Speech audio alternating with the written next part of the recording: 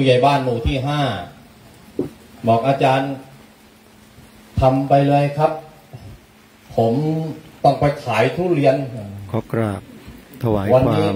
นอบน้อมแด่พระรัตนตรัยถวายความเคารพไปเอาตังค์ก่อนเดี๋ยวมาช่วยเพิ่มทีหลังทุกท่านผู้ใหญ่สมชายทองชูศรีก็ขอเจริญสุขญาติโยมสาธุชนที่กำลังติดตามรับชมการไลฟ์สดพอหลังจากรองประธานในช่วงนี้เสร็จเรียบวันนี้ได้มีโอกาสเดินทางมาร่วมกิจกรรมขึ้นไปเทปูนงานก็ไล่ตามรายชื่อเดี๋ยวอาจารย์จะอ่านรายชื่อให้ขึ้นไปเทปูนหล่อเสาเอกหลังจากนั้นโยมพวกเราเนี่ยตั้งฐานพระพุทธรูปมีชื่อทุกคนแหละแต่ว่าที่สร้างด้วยพลอยแท้ๆพอดีองค์ใหญ่มากันเยอะอ่านไม่หมดก็จะประกาศวัดเนินตากแดดตำบลหนองบอนอำเภอบ่อไร่จังหวัดตราดโยมเห็นว่าที่พาน2 พานเสียงในขณะนี้คือมีก้อนเงินกับพระครูกิติยานวิจักรเจ้าคณะอำเภอบ่อไร่เจ้าวาดวัดเนินตากแดดกำลังคนละ2 ก้อนปรารภกับบรรดาญาติโยมที่เข้ามาร่วมกิจกรรมในวันนี้ให้เกิดความศรัทธามีกำลังใจในการบำเพ็ญกองการกุศลครั้งสำคัญครั้งนี้หลวงพ่อแล้วก็เชิญชวนญาติโยมได้ร่วมบุญกันเจ้าคณะอำเภอวัดเนินตากแดดอำเภอบ่อไร่จังหวัดตราดเป็นวัดที่มีสายสัมพันธ์ร่วมกันกับคณะครูบาอาจารย์ที่ทำงานฝ่ายเผยแผ่ของคณะสงฆ์ของเราโดยเฉพาะเจ้าวาดวัดศรีอุดมวงศ์อำเภอวังสะพุงจังหวัดเลยท่านเป็นคนจังหวัดตราดแล้วก็มีความรู้จักมักคุ้นกับขอเรียนเชิญศรัทธาสาธุชนได้ติดตามรับชมถ่ายทอดสดในค่ำคืนวันนี้ร่วมกันได้ปรริยนธรรม9 ประโยครองเจ้าคณะจังหวัดตราดสำหรับในวันนี้วันเสาร์ที่3หลวงพ่อพระครูมุนินทร์จริยานุรักษ์รองเจ้าคณะจังหวัดตราดวัดแหลมมะขามรูปที่3หลวงพ่อพระครูวิมลโสมนันท์เจ้าคณะอำเภอเกาะช้างวัดท่าโสมรูปที่4หลวงพ่อพระครูโคสิทธิวิริยคุณเจ้าคณะอำเภอเมืองตราดวัดหนองเสม็ดรูปที่5อาจารย์เจ้าคุณพระวชิระวรคณีเจ้าคณะอำเภอเกาะกูดเจ้าวาดวัดโยธานิมิตรพระอารามหลวงรูปที่6พระครูวิธานธรรมสุนทรเจ้าคณะตำบลสตอวัดวงพัฒนารูปที่7อาจารย์พระครูผมจำชื่ออาจารย์พระครูไม่ได้พระครูวิมลธรรมนิมิตรรองเจ้าคณะอำเภอนาวังจังหวัดหนองบัวลำพูรูปที่8พระสมุบุญรอดลาภสัมปันโนวัดหมื่นด่านแล้วก็รูปที่9พระครูสังฆลักษณ์กุ้งกัลยาโนเจ้าวาดวัดปะอาทั้งหมด9 รูปเป็นพระเถระที่ทรงศักดิ์มณศักดิ์ทั้ง9 รูปนะครับจริงๆเราจะนิมนต์อาจารย์พระครูเจ้าคณะอำเภอนาด้วงแล้วท่านไม่ยอมเมตตาผมตอนนี้พร้อมขอเจริญพรโยมอนุวัฒน์โยมปราณีเกตอ่ำเป็นประธานจุดธูปเทียนบูชาพระรัตนตรัยขอเจริญพรลุงกับป้านี่ป่วยนะเนี่ยฉีดยา2-3 วันติดกันแล้วค่อยๆเดินโยมทหารช่วยหน่อยโยมทหารประคองประธานให้ดี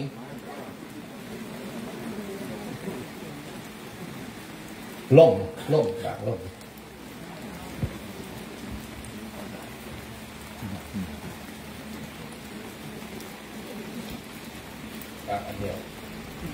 ตอนนี้กำลังประธานในพิธีกำลังจุดธูปเทียนบูชาพระรัตนตรัยนี่ถวาย2 ล้านนะโยมเนี่ยถวาย2 ล้าน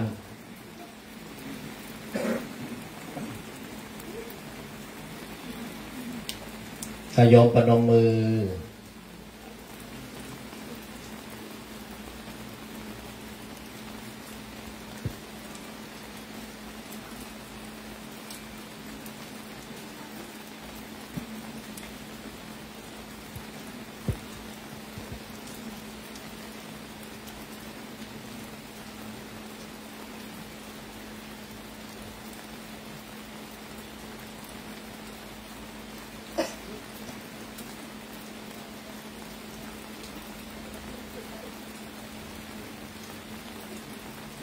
วันนี้มีพระสงฆ์ร่วมเจริญชัยมงคลคาถา1รวมแล้วพระที่อยู่ปฏิบัติธรรมอยู่ในวัดนี่ก็135แล้วก็พระเดชพระคุณหลวงพ่อรวมถึงคณะสงฆ์ที่หลวงพ่อเจ้าคุณพระครูดมวรานุวัฒน์นำมาอีกรวมกันแล้วก็น่าจะประมาณ150รูป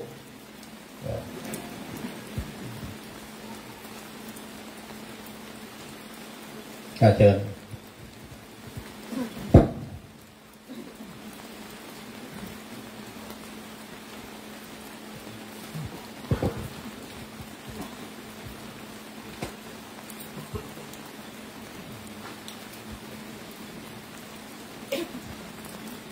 ครับต่อไปแล้วจะได้กล่าวคำบูชาพระรัตนตรัยอิมินาสการเรนะพุทธังอภิปูชยามะ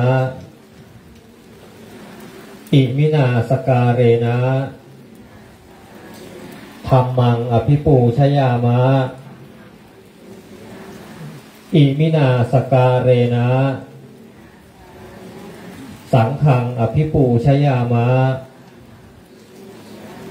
พุทธบูชาธรรมบูชาสังฆบูชาปฏิบูชายะ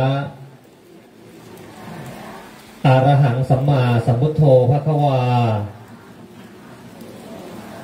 พุทธังภควันตังอภิวาเทมิสวากขาโตภควตาธัมโมธัมมังนัมมัสสามิสุปฏิปันโนภควโตสาวกสังโฆสังฆังนะมามิตั้งใจสมทานศีล 5ว่าพร้อมกัน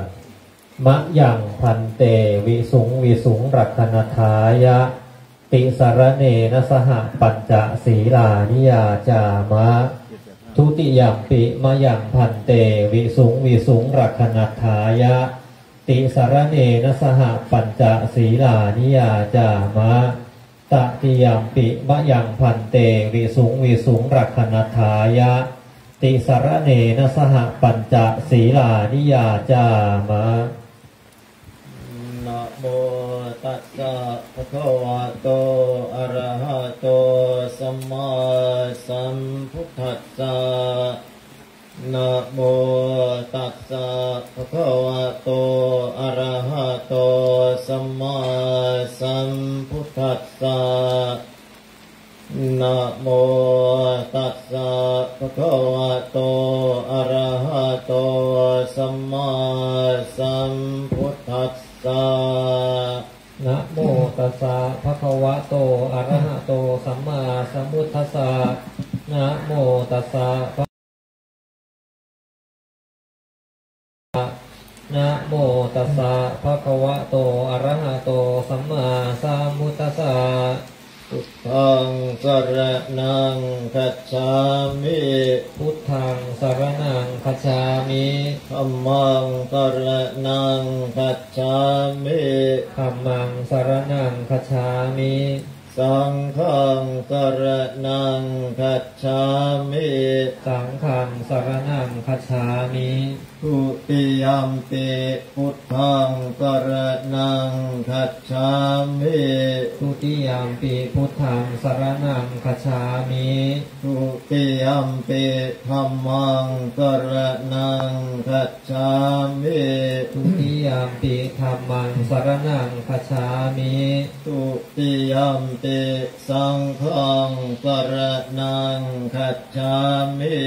ทุติยัมปิสังฆังสรณังคัจฉามิตติยัมปิพุทธังสรณังคัจฉามิ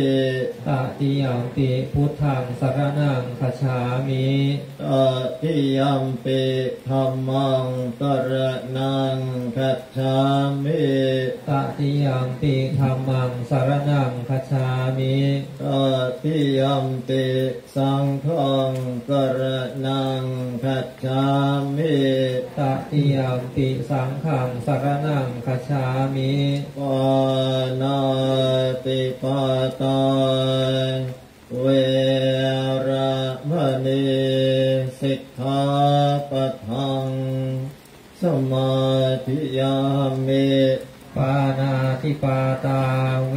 ระมณีสิกขาปะทังสมาธิยามิอาทินนาทานาเวระมณีสิกขาปะทังสมาธิยามิอาทินนาทานาเวระมณีสิกขาปะทังสมาธิยามิอาเมสุมิจฉาจาราเว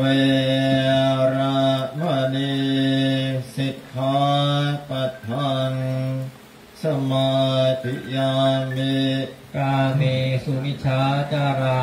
เวระมณีสิกขาปะทังสมาธิยามิมุสาวา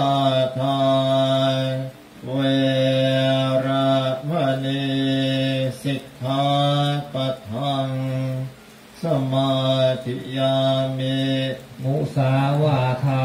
เวระมณีสิกขาปะทังสมาธิยามิสุราเม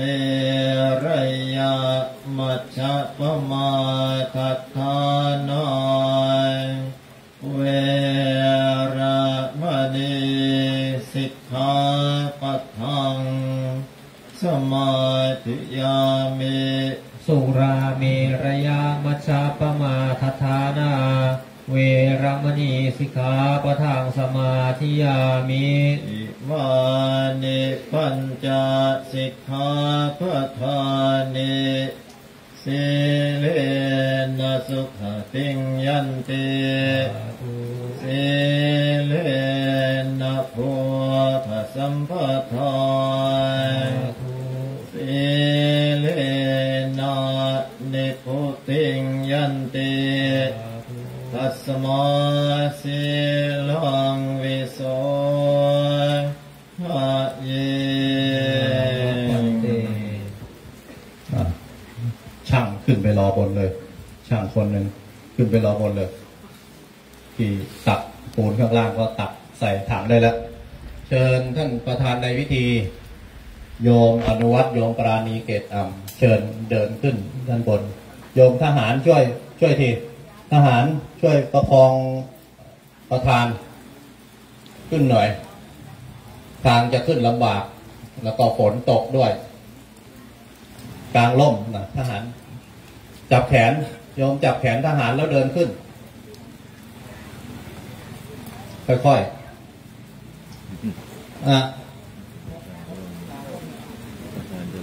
ไอ้สัพพทนเนี่ยขึ้นไปยืนบนเลย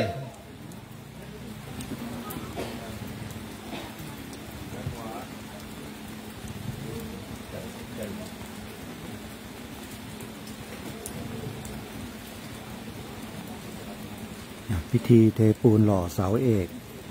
ฐานชุกชีที่ตั้งองค์พระพุทธรูปที่ทำด้วยพลอยทั้งองค์ใหญ่ทหารหิ้วถังปูนขึ้นไปส่งนี้ประธานในพิธีกำลังขึ้นไปเพื่อทำพิธีเทปูนหล่อเสาเอกเป็นมงคลฤกษ์ครั้งแรกในการก่อสร้างองค์พระพุทธรูปที่ทำด้วยพลอยองค์ใหญ่ที่วัดเนินตากแดดอำเภอบ่อไร่จังหวัดตราดแห่งนี้วันนี้3 พฤษภาคมพระพุทธศักราช2518พร้อมส่งนิมนต์ครับเจริญชัยมงคลคาถาโพธิยาโมเลสริยานันทิวัตตันโนเอวังตวังวิจโยโพธิจยาสุจยมังคะเลอปราชิตปันรังเกสีเสปัทวิโภคะเรอภิเสเกสัมภพุทธานังอาคาปะโตปโมต นักขัตังสุมังขอเชิญรองประธานโยมศักดาโยมสุพินกันดาศักดิ์สุพุทธิตังสุกันโนสุโมโหโตจะสุยิโยมอุเทนธรรมจาโยมอุเทนน้องสัพพะขึ้นนะกินังกายกรรมังวาจากรรมังปัตตากินังปัตตากินังมโนกรรมังอนิเดียเตปัตตากินาปัตตากินานิกัสวะอรปันตัตเถปัตตากิเนยันโตโพธิยามุเลสัพยานังนันทิวัตโนเอวังขวังวิจโยอิจยาสุจยมังหล่อพระโพดมวรานวัฒน์ครับนิมนต์ทิตาปังลังเกสิเสปทวิโภคะเลอภิเศษเกสัพพุทธโยมโสดาพรบุญกลิ่นปัตโตปโมตติสุนัขตังสุมาจะลงเอาเจริญพรโยมศีละโยมนงนาถโยมเสริฐตัวจะสยธรรมพระมจาริสุปทากินังกายกรรมังวา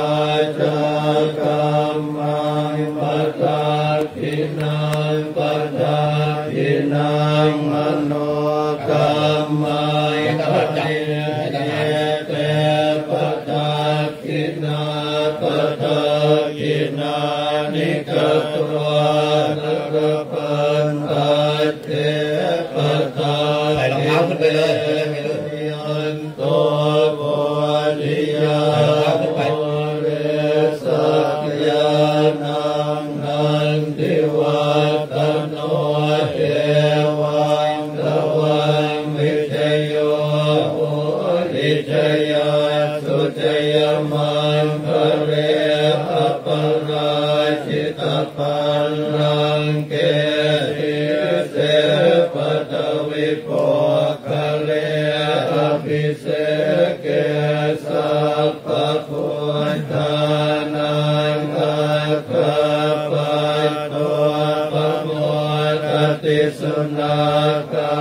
ตังสุมังคลังสุภา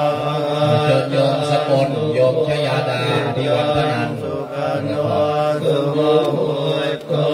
จะสุเยธังพระมจาริสุปทาทินังกายกรรมังวาจากรรมังปัตตากินังปัตตากินังมโนกรรมังปฏิเตปัตตากินาปัตตากินานิกัตวานรปันตัตเถปัตตากิเนครับขอบพระคุณพระเดชพระคุณทุกรูปนะครับขอเชิญโยมโชติมาโยมอุดมสุขครุวันขอเจริญพร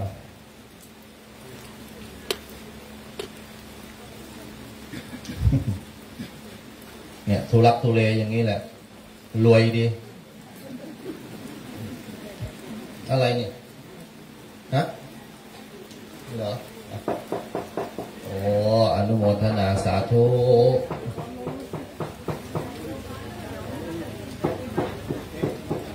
เดี๋ยวไป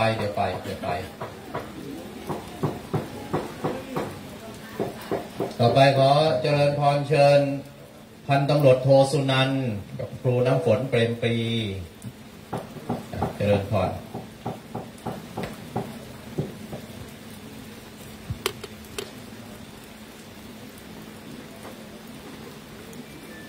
อาจารย์อุไรวันมาไหม จ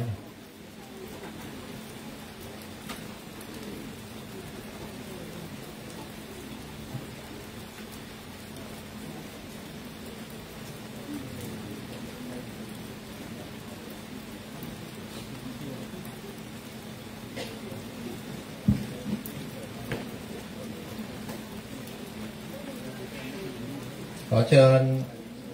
ป้ากุยอุ่นจันทร์ป้าเชิญ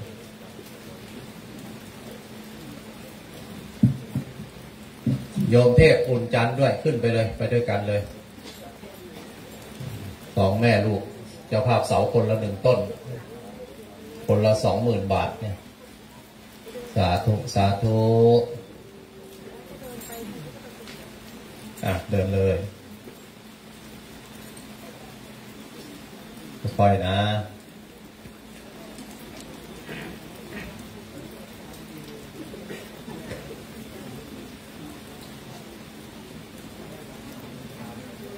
ต่อไปขอเจริญพรเชิญโยมสุเทพโยมอุ่นศรีปริญญาติขอเจริญพรโยมเจริญพรเชิญ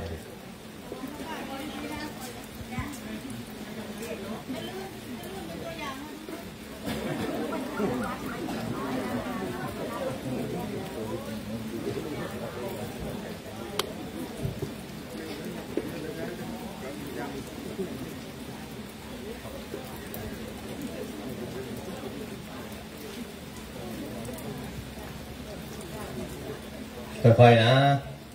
ตกต่อไปขอเจริญพรโยม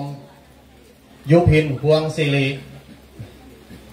โยมยุพินพวงศิริก็จะภาพเสา1 ต้นเชิญที่นั่งอยู่ก็นิมนต์แผ่เมตตานะครับ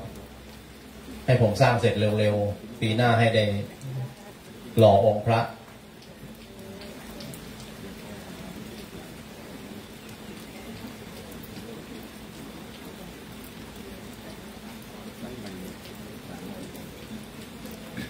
ต่อไปขอเจริญพรเชิญโยมปราศัยลบเมืองเจ้าภาพ1 ต้นกับโยมป้าน้อยลบเมืองค่อยๆนะปีนี้ได้ทุเรียน100 ตันสาธุสาธุเดี๋ยวจะมาเพิ่มอีกนะไม่ธรรมดานะใจไม่ธรรมดาเดี๋ยวเพิ่มอีกค่อยๆขึ้นโยมทหารช่วยประคองหน่อย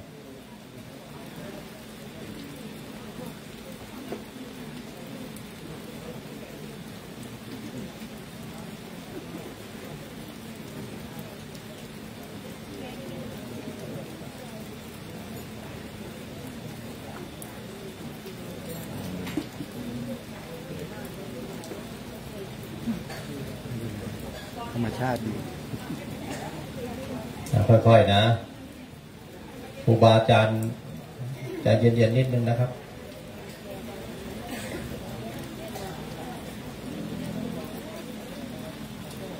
ต่อไปขอเจริญพรโยมสมรักจินดาพันธ์อาจารย์ก็ว่าโยมสมรักนั่งอยู่ตรงไหนนี่อุปถัมภ์วัดเนินตากแดดมานานตั้งแต่อาจารย์เราเป็นเจ้าวาดโยมสมรักจินดาพันธ์ลูกสาวคนโตของโยมเฒ่าแก่บู๊ที่เรารู้จักกับโยมแม่สมควรจินดาพันธ์มีเศรษฐีที่ดินหนองบอนนั้นเนี่ยเฒ่าแก่บู๊กับแม่สมควร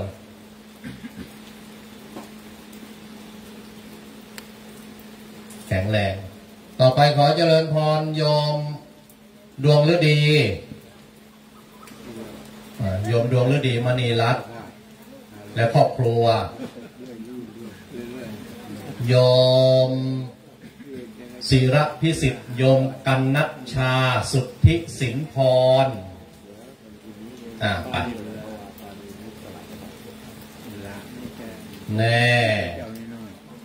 ตอนนี้คุยกับหลวงพ่อนี่ต้องคุยดีๆนะลุงใสใจดีอยู่แล้วนมัสการท่านพ่อเดี๋ยวผมไปนะงานธรรมดาไปช่วยหลวงพ่อสักคนละหมื่นขึ้นเลยโยมดวงฤดีมณีรัตน์แล้วก็โยมกันนัชชาสุทธิสิงห์พรแล้วก็เจริญพรโยมโสภาจินดาโยมโสภาจินดาพันธ์มาหรือเปล่าขายมังคุดอีกแล้วมั้ย ตอนเย็นๆเนี่ยเขาไปขายมังคุดขายทุเรียนกันโยม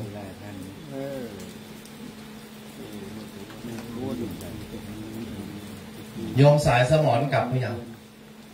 เอาเงาะมาแจกญาติโยมเมืองเลยตั้งคันรถกลับยังกลับแล้วเหรอโยมจรัญทับทิมสีมาไหมหรืออยู่แต่ในครัวอย่างเดียวโยมจรัญอ่ะ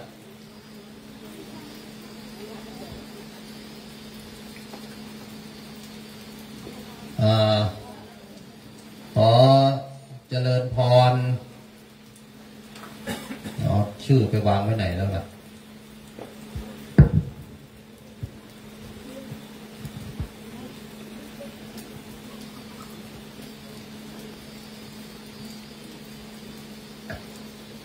โยมดอกอ้อวิเชียรโยมพิสิทธิ์วิจิตรสมบัติโยมศรีผ่องวิจิตรสมบัติเจริญพรขึ้นไปเทเสาเอกหล่อเสาเอกรวมกันยังตกหล่นใครไหม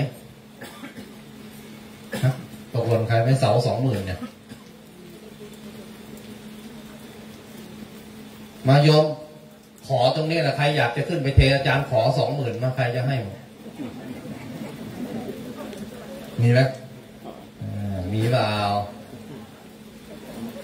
ไม่มีเหรอไปอันนี้ถือเป็นเจ้าภาพแล้วเดี๋ยวต่อจาก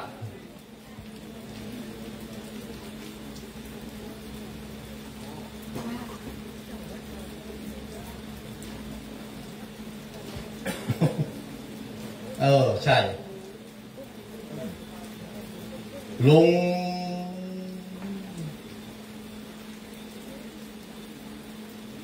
อะไรวะ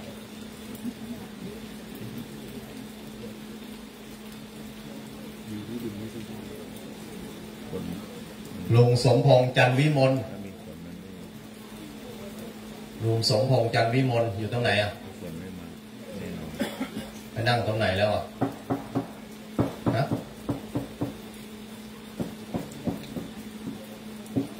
กลับแล้วลูกสาวพากลับแล้วมั้งลูกสาวพากลับแล้วเพราะว่าต่อไปก็จะได้เชิญพวกเราโยมเชิญพวกเรานี่แหละที่มาอาจารย์ถามจริงๆอาจารย์ตกหล่นรายชื่อใครไหมที่บริจาคตังค์มาเนี่ยมีไหมเพราะว่าอาจารย์ดูแล้วหลายคนที่ไม่ได้มาไงก็เลยไม่ได้อ่านชื่อมองดูแล้วดังนั้นโยมต่อจากนี้เป็นพวกเราแล้วนะเอา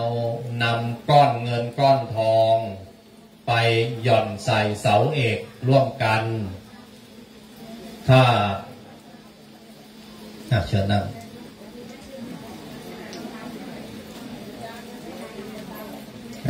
มันไม่เป็นบันไดมันเป็นอะไรไม่รู้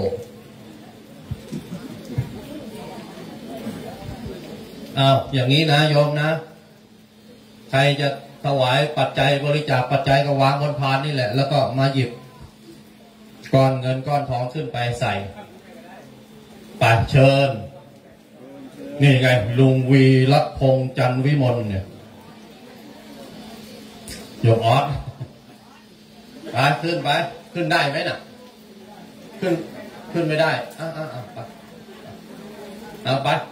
ขึ้นไปเทไปลูกไปนี่บริจาค50,000สาธุไปนั่งอยู่ตรงไหนล่ะเห็นว่าเป็นเจ้าภาพใหญ่ก็ไปนั่งไกลเกินนั่งไหนก็ได้เหรอ เชิญโยมลุกได้เลยไปปัจจัยอะไรที่อยู่ในมือนะก็เสียบนี่ก็ได้นี่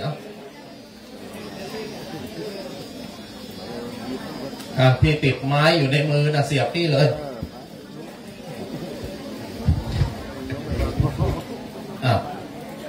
โยมหยิบก้อนเงินก้อนทองขึ้นไปใส่แล้วก็ดูกันด้วยนะ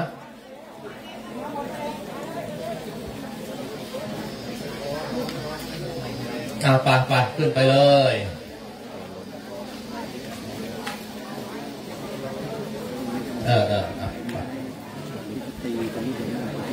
าธุถวายพลอยใส่นี่เลยพระคุณเจ้าถ้าอยากจะร่วมก่อนนิมนต์นะครับที่มาปฏิบัติธรรมร่วมกันอยากจะรอเสาก็อยากรอเสาเอกร่วมกันก็นิมนต์นะครับยกขึ้นเลย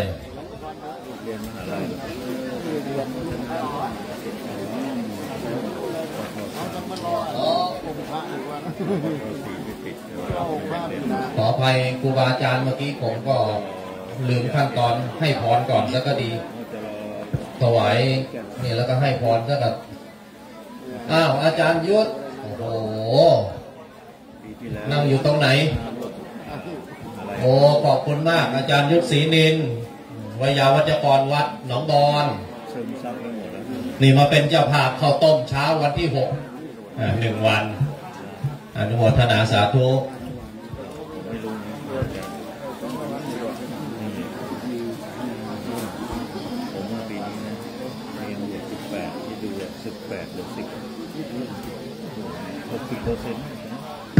ค่อยๆขึ้นค่อยๆขึ้นใจเย็นๆ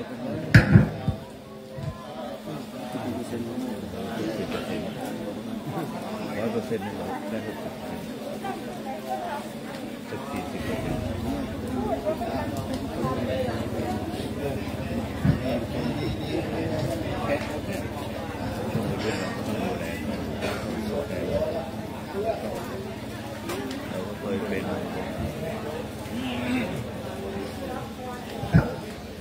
ระโยชน์แล้วยิ่งไปฟังอาจารย์เด็ก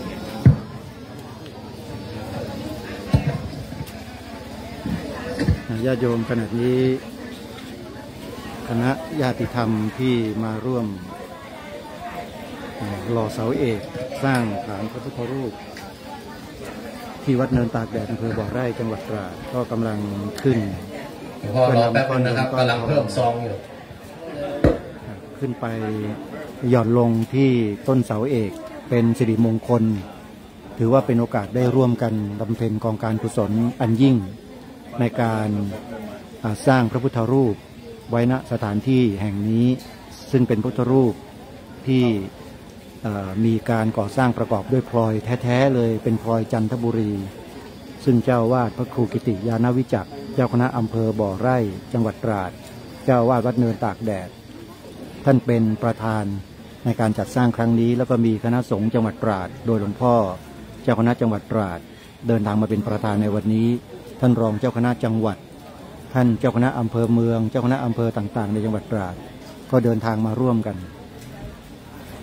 อนุโมทนาบุญร่วมกันนะโยมถ้าใครจะร่วมทำบุญกับวัดเนินตากแดดโยมเข้าไปในเพจใน Facebook ของวัดเนินตากแดดอำเภอบ่อไร่จังหวัดตราดแล้วก็ติดต่อเข้ามาได้เลยนะโยมนะพระพุทธรูปองค์นี้ยังไม่ได้หล่อนะโยมเดี๋ยวจะมีการหล่อการเททอง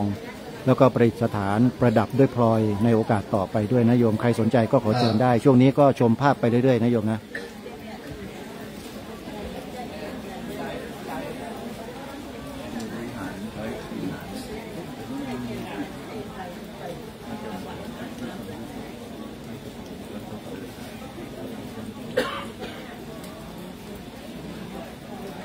ขอเชิญโยมลุงเต็กโยมป้าแหววมาประเคนของหลวงพ่อเจ้าคุณ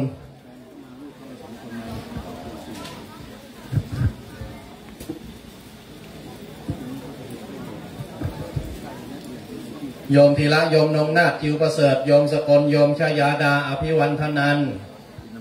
โยมโชติมาโยมศักดาบรรดาศักดิ์เชิญไปประเคนที่พระเจริญชัยมงคลคาถา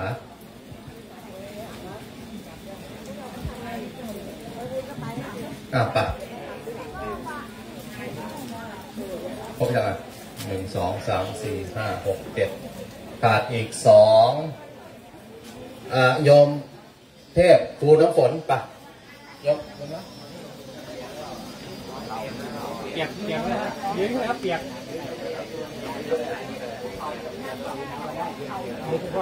เดี๋ยวให้พระไป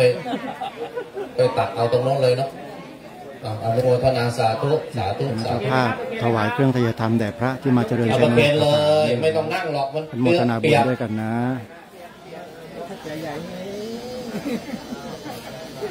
สวัสดีครับ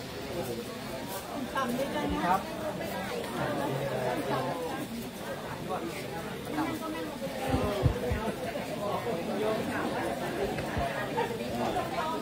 ดูสิตรงไหนมีที่ระดับ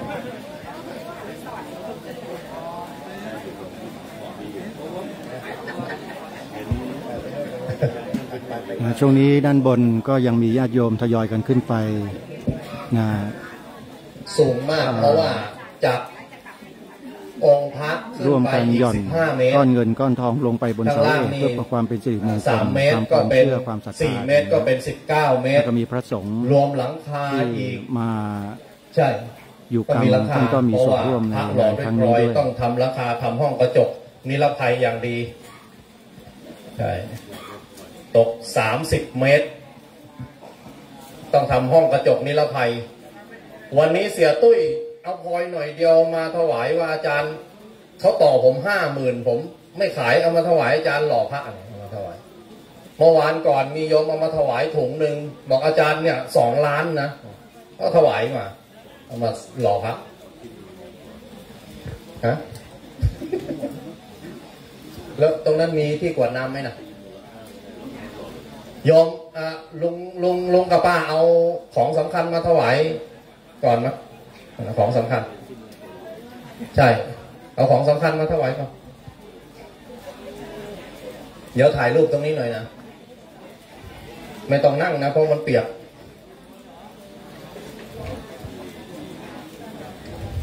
โยมตอนนี้ประธานใหญ่2 ล้านบาทกำลังจะถวายปัจจัยโยมตั้งใจให้ดีๆอนุโมทนาพร้อมๆกันนะตาละเดี๋ยวจะได้รับพร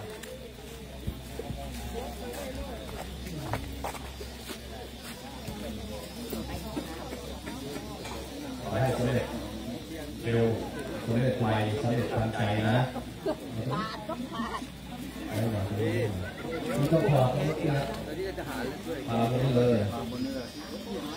โยมสาธุพร้อมกันสาธุ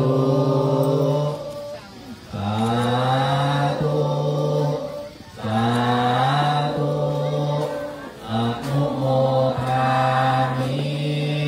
สาธุสาธุให้ทุกท่านทุกคนที่สาธุรวยเร็วรวยไวรวยทันใจรวยทันทีรวยเดี๋ยวนี้ลงนะขอเชิญรับพรนิมนต์ครับ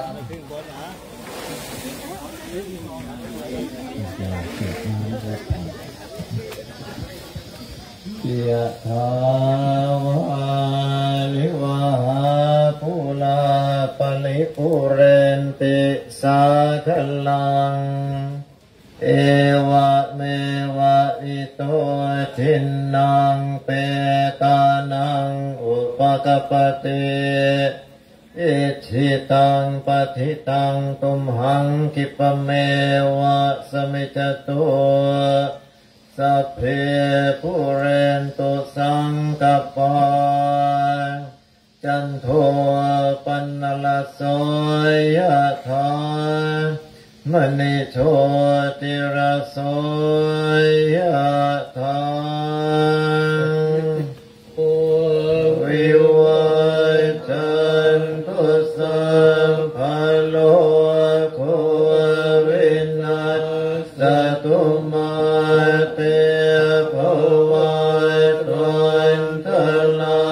ยโยสุขิเทยุโกภวสัมภิติโยวิวัชันตุสัพพโลกวินัสตุมาเตภวัตวันตราย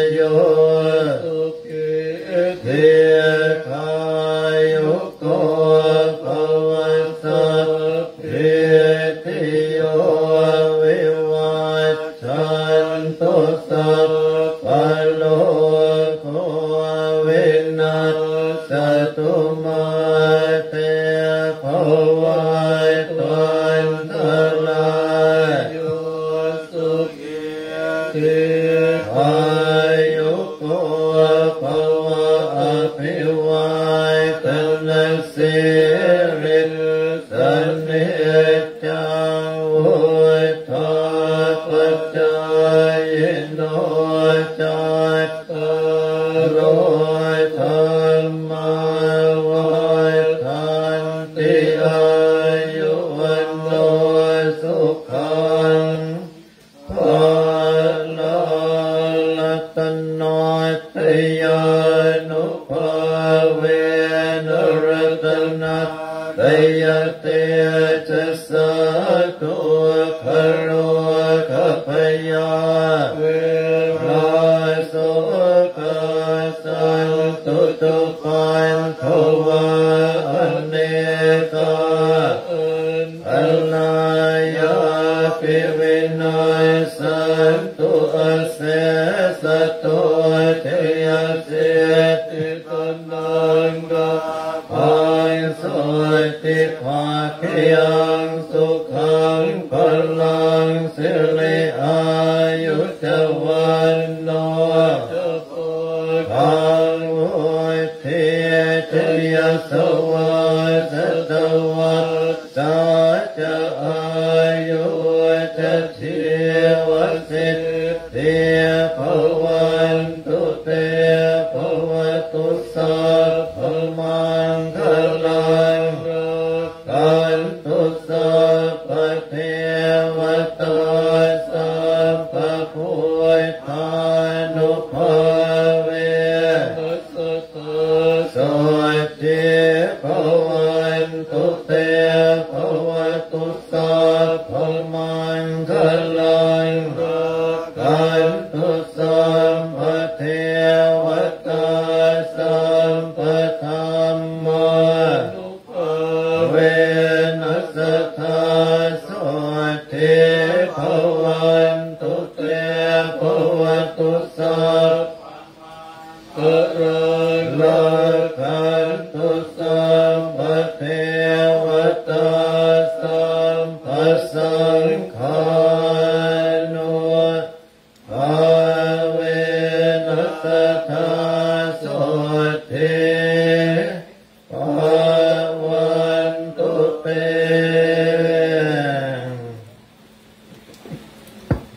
กับลาพระท้ายพิธีพร้อมกันครับอะระหังสัมมาสัมพุทโธภควาพุทธังภควันตังอภิวาเทมิสวากขาโตภควตาธัมโมธัมมังนัมสสามิสุปฏิปันโนภควโตสาวกสังโฆสังฆังนะมามิ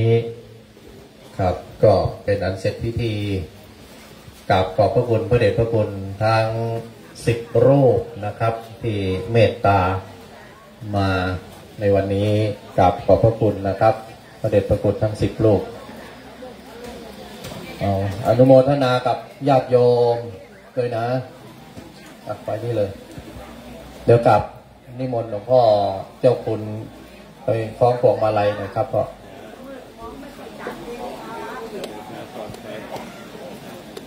อาจารย์หลวงพ่อเจ้าคณะอำเภอนาด้วงนิมนต์เมตตาหน่อยครับ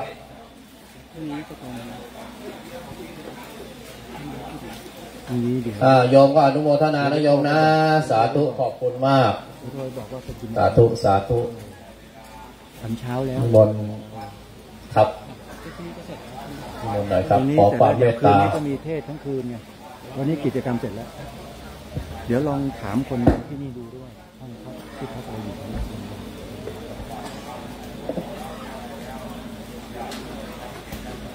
หลวงพ่อเจ้าคณะจังหวัดตราดนะกำลังขึ้นเพื่อที่จะวางคล้องพวงมาลัยดอกไม้นะฮะให้กับเสาเอกเดี๋ยวท่านขึ้นมาแล้วตามขึ้นไปดูท่านพร้อมๆกัน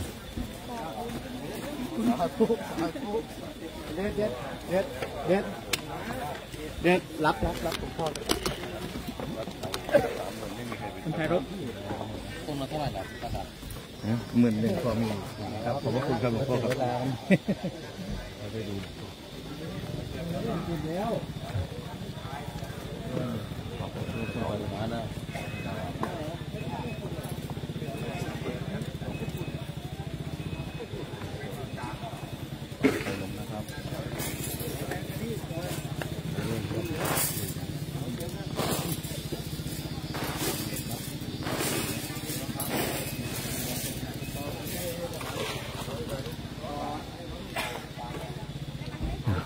ธีเทเสาเอกก็เสร็จสิ้นลงนะเพียงเท่านี้นะนั่นนี่ก็เป็นภาพป้ายของการประชาสัมพันธ์การหล่อพิธีเทปูนหล่อเสาเอกพระพลอยองค์ใหญ่ที่วัดเนินตากแดดแห่งนี้นะวันนี้3 พฤษภาคม 2518นะโยมนะ ที่เห็นนี่ก็เป็นป่าปริวาสที่พระสงฆ์ท่านมากางเต็นท์อยู่ในสวนยางของวัดเนินตากแดดจำนวน100 กว่ารูปนะอยู่โดยทั่วไปนะบริเวณรอบๆเป็นป่าปริวาสแล้วนี่ก็เป็นประรำพิธีนะโยมนะอาตมายืนอยู่ด้านบนที่เขาเทเสาเอกแล้วก็นำภาพบรรยากาศด้านล่างมาให้ทุกท่านได้เห็นได้ชมกัน